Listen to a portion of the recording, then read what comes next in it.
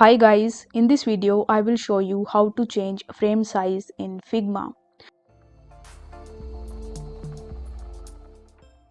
For that, just open your web browser and you just have to type figma.com in the search bar. After that, you just have to log in into your account and then you just have to select the project. Now after selecting the project, you will have to select the frame that you want to resize. And once you try to resize it, you will notice that the frame is also changing its shape. Now, in order to fix this, you need to navigate to the top left hand corner where you are going to see this arrow icon and you simply need to click on it.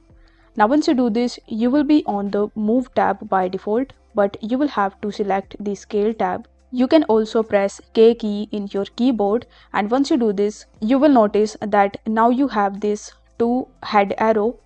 Now you just have to use it, and now you can resize your frame and you can make it big, small as per your convenience. In the right hand side as well, you are going to see this scale section which you can use to change the height, width and the position of your frame. So if the video was helpful, then do hit that like button and don't forget to subscribe to the channel. Thank you so much for watching.